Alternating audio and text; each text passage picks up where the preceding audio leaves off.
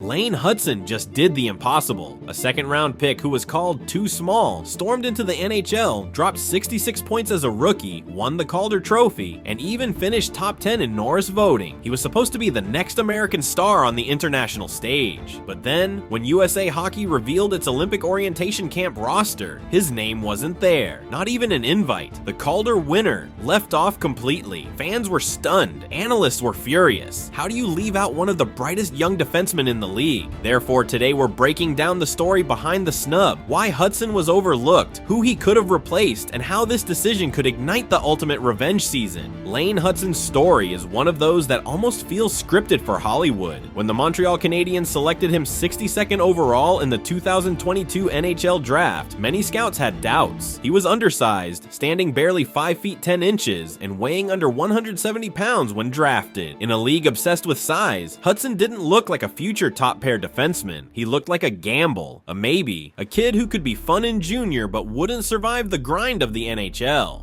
But then, he didn't just survive, he thrived. His rookie campaign in 2024 to 2025 wasn't just good, it was historic. In 82 games, Hudson racked up 66 points, including 60 assists. 60! That's more than some forwards put up in their prime. It made him not only one of the highest scoring rookie defensemen in NHL history, but also one of the most productive defensemen overall, rookie or not. Only a handful of elite names outpaced him in points from the blue line, and those players had years of experience on him. Every night he seemed to do something new. A no-look pass through traffic on the power play. A fearless rush into the offensive zone to create a scoring chance. A perfectly timed defensive stick to break up a 2-on-1. He played with a swagger that rookies just aren't supposed to have. His confidence was contagious, and Canadiens fans quickly realized they were watching something special. Therefore, it came as no surprise when his name was called at the NHL Awards. Crowned as the Calder Trophy winner, it was the cherry on top of a season where he had already cemented himself as one of the NHL's most promising young stars. But it wasn't just the Calder. Hudson also finished 9th in Norris Trophy voting. 9th. Think about that. In his rookie season, he was already being considered among the best defensemen in the world. He wasn't just good for a kid, he was good period, full stop. And yet, as fans celebrated his breakout year, the stage was quietly being set for one of the most baffling omissions in recent memory. Because just as everyone assumed his next step was to don the Team USA sweater on the international stage, USA Hockey had other ideas. But then, August rolled around and the hockey world turned its attention to USA Hockey's Olympic orientation camp. Fans were buzzing, imagining the roster possibilities. Austin Matthews, Jack Eichel, Quinn Hughes, Adam Fox, Jack Hughes. The United States looked primed to send perhaps its most talented Olympic roster in history. The list was stacked with superstars, veterans, and rising young players. And then the names of the defensemen dropped. Quinn Hughes, obviously, Adam Fox, of course, Charlie McAvoy,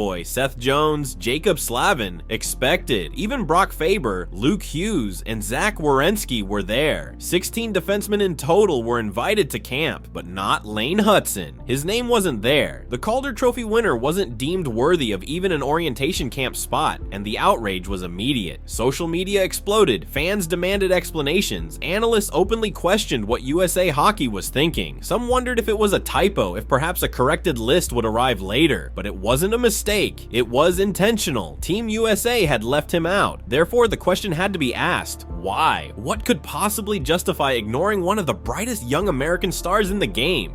There were theories, and unfortunately for Hudson, some of them made sense. The first was commitment. After his incredible rookie year, Hudson had the opportunity to join Team USA at the World Championships. Many players declined, preferring rest, recovery, or avoiding injury. Hudson was one of them. He passed on the Worlds. Normally fans don't notice, but to USA Hockey this matters. Playing at Worlds is often considered a trial run for the Olympics. It's a chance to prove loyalty, to get reps on international ice, and to show the organization that you're committed to the program. Hudson skipped it, and that may have left a sour taste in management's mouth. But then there was another factor: size. Lane Hudson, as electrifying as he is, doesn't fit the mold of the traditional Olympic defenseman. At under 6 feet tall, he's already considered small by NHL standards. At the international level, on Olympic ice, size and physicality matter even more. And Team USA already has two undersized offensive-minded defensemen in Quinn Hughes and Adam Fox. box. Both are established, both are veterans, both are locks. Adding Hudson would mean 3 players with similar profiles, and some believe the Americans wanted balance. Big, strong, stay-at-home defensemen like Slavin or Jones provide stability. Hudson's profile made him expendable in their eyes. Therefore, the decision wasn't just about talent, it was about politics, loyalty, and roster construction. Hudson was caught in the middle, but just because there's an explanation doesn't mean the decision was right.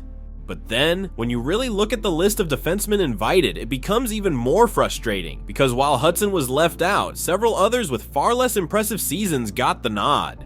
Let's break it down. Take Brock Faber, for example. A solid young player? Yes. Reliable in his own end, but offensively, he doesn't come close to what Hudson brings. In fact, no rookie defenseman in the league matched Hudson's production. Faber is steady, but Hudson is special, and if the point of an orientation camp is to gather the best available talent, how can you justify leaving out the Calder winner while inviting a player whose numbers pale in comparison? Or consider Seth Jones. Once seen as a franchise cornerstone, Jones has had declining impact in recent years. He's big, he's experienced, but his production has dipped. Meanwhile, Hudson was outpacing established veterans in his first season. Couldn't USA Hockey at least have invited him over a player whose best years appear behind him? Then there's Noah Hanifin. Dependable, sure, but Hudson scored more points in his rookie year than Hanifin has in almost any season of his career. Yet Hanifin is seen as the safer choice because of his size and international experience. But is safe really better than spectacular when the stakes are Olympic gold? Therefore, when you stack them side by side, Hudson versus half the camp's invitees, it's impossible to avoid the conclusion: Lane Hudson deserved to be there. His omission wasn't about merit, it was about perception, and perception in this case may have blinded Team USA to a golden opportunity.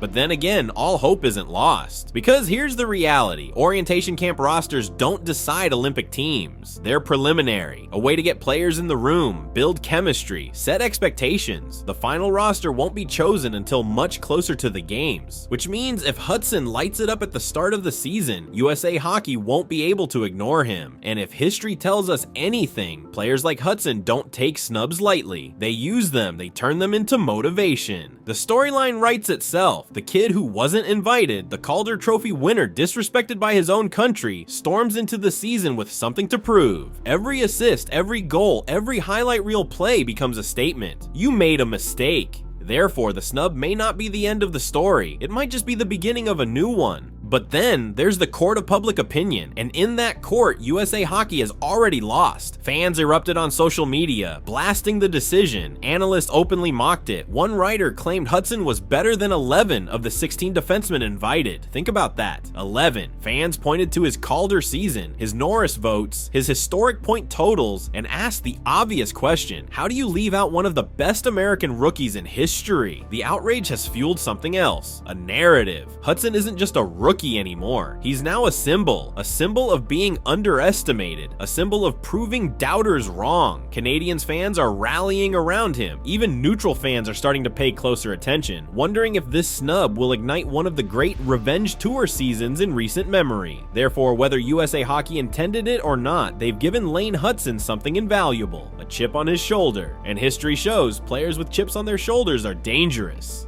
So here's the bottom line: Lane Hudson was left off Team USA's orientation camp roster. The Calder Trophy winner, the rookie who put up numbers we haven't seen in decades, the defenseman who already looked like one of the best in the NHL. He was overlooked for reasons that have little to do with his actual ability. Commitment questions, size concerns, roster balance, excuses really. But then, that's exactly what makes this story so compelling, because sometimes being underestimated is the best fuel a player can have. Hudson's story isn't over. It's just getting started, and when the season begins, every shift, every assist, every highlight will be another reminder to Team USA they made a mistake. Therefore, don't be surprised if Lane Hudson forces his way onto the Olympic roster anyway. Don't be surprised if this snub becomes the turning point that propels him into superstardom. And don't be surprised if years from now, fans look back at this moment as the spark that lit the fire. So what do you think? Did Team USA blow it by leaving Hudson out, or was it a strategic choice that will make sense later? Drop your thoughts in the comments below, and don't forget to hit that subscribe button, because this is just the beginning of Lane Hudson's story, and you're gonna want to be here for the next chapter.